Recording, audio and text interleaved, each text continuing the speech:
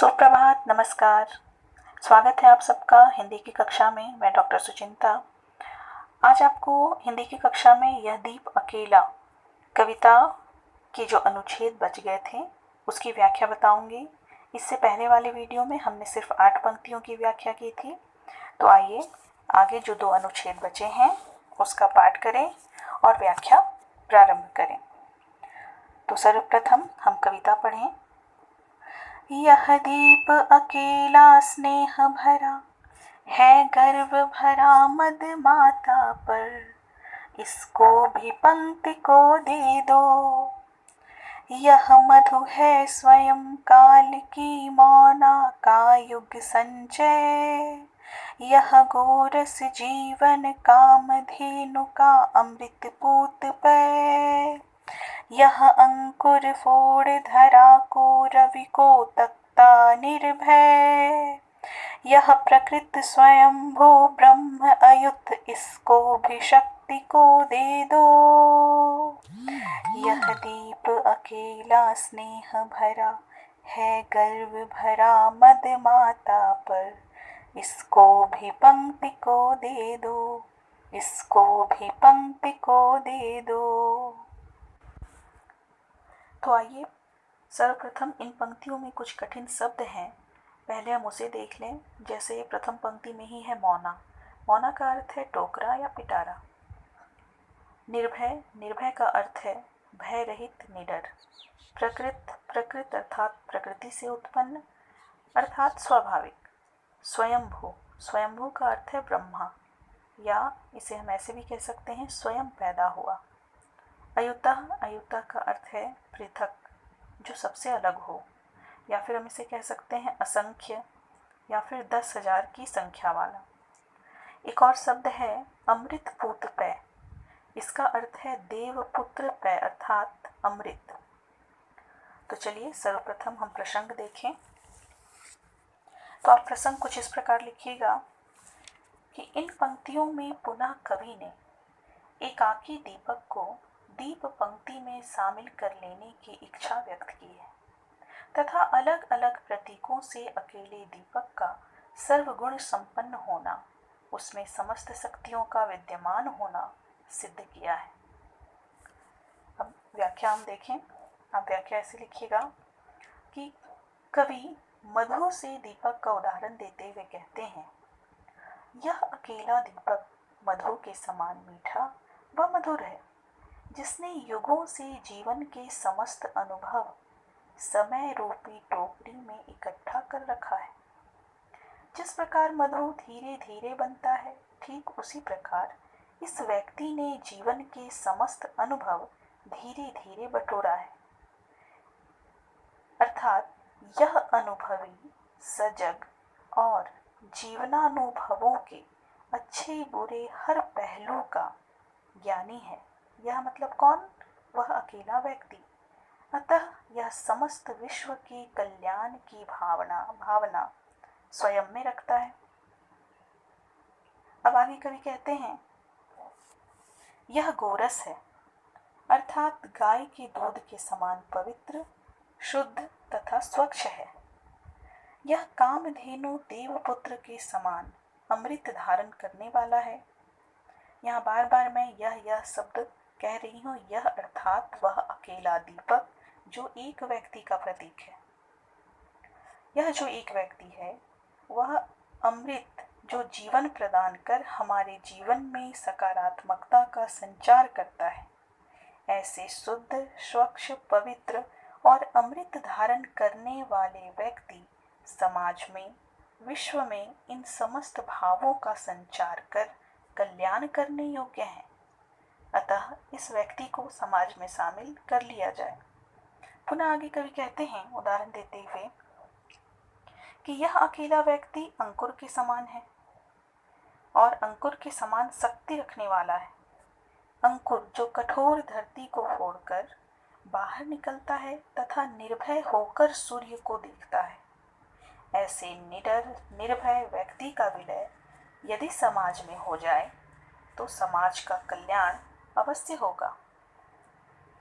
इस व्यक्ति ने भी स्वाभाविक रूप से जन्म लिया है। ब्रह्म के समान है, सबसे अलग, सबसे पृथक, असंख्य शक्ति से युक्त है। अतः यदि इसे भी हम दीप पंक्ति में शामिल कर लें तो सर्व कल्याण अवश्य संभव है।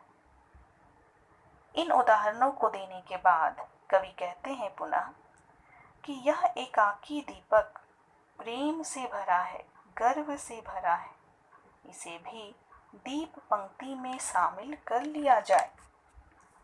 तो बच्चों ये व्याख्या हो गया। अब आप काव्य सौंदर्य में लिखिएगा भाव पक्ष में कि इन पंक्तियों में व्यक्ति की अलग अलग विशेषताओं का वर्णन किया गया है। कला पक्ष में आप लिखिएगा कि खड़ी बोली में इस कविता की रचना हुई है तथा प्रयोगवादी कविता है यह। अंकुर, गोरस, मधु आदि जो हैं वो व्यक्ति के प्रतीक हैं। शक्ति समाज का प्रतीक है।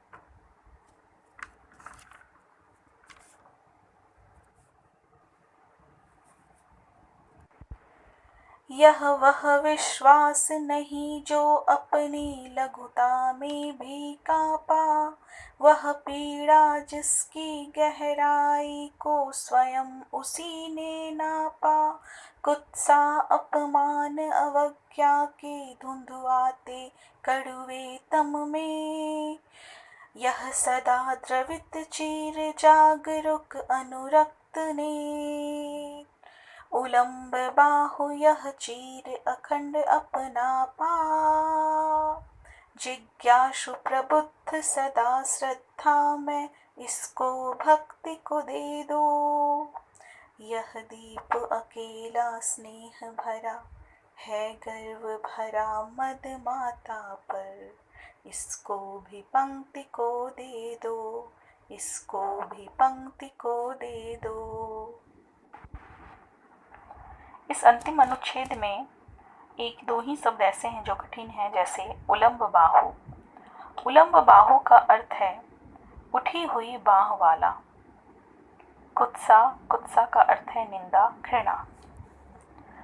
तो बच्चों आप इन पंक्तियों के प्रसंग में लिखिएगा कि इन पंक्तियों में भी कवि ने अकेले दीप अर्थात व्यक्ति के गुणों का बखान विभिन्न प्रतीकों के माध्यम से किया है।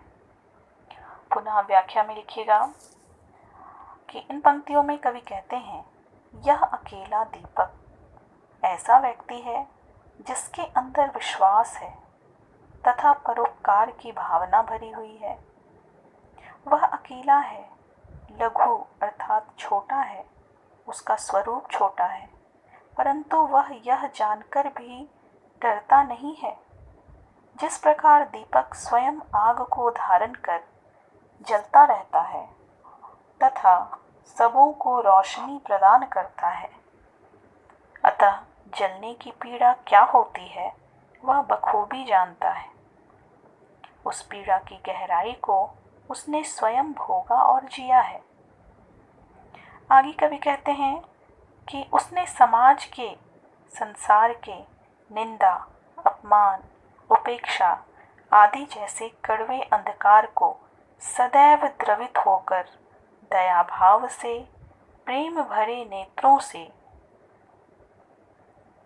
सदियों से जागरूक होकर बाह उठाकर अपनाया है। वह एकाकी व्यक्ति जिज्ञासु, ज्ञानी और सदैव श्रद्धा से भरा हुआ है। कैसे श्रद्धा से भरा है? तो परोपकार रूपी श्रद्धा, पर कल्याण रूपी श्रद्धा से भरा हुआ है। अतः भक्ति रूपी पंक्ति में उसे शामिल कर लिया जाए। पुनः कवि दोहराते हैं कि इस एकाकी दीप और व्यक्ति को जो स्नेह और गर्व से भरा है उसे दीप पंक्ति में शामिल कर लिया जाए, अर्थात उस सक्षम ज्ञानी व्यक्ति को समाज में मिला लिया जाए ताकि उस एकाकी व्यक्ति का आत्मबोध विश्वबोध में रूपांतरित हो सके। तो बच्चों ये व्याख्या हो गया। अब आप काव्य सौंदर्य में भाव पक्ष में लिखिएगा कि कवि ने इन पंक्तियों में व्यष्टि का गौरव गान करते हुए उसकी विशेषताओं का बखान करते हुए उसे समष्टि में विलय कराने का आग्रह किया है। कला पक्ष में भाषा खड़ी बोली है। प्रस्तुत कविता प्रयोगवादी है। इन पंक्तियों की रचना मुक्त छंद में हुई है। अपमान अवज्ञा में अनुप्रास अलंकार है। धन्यवाद।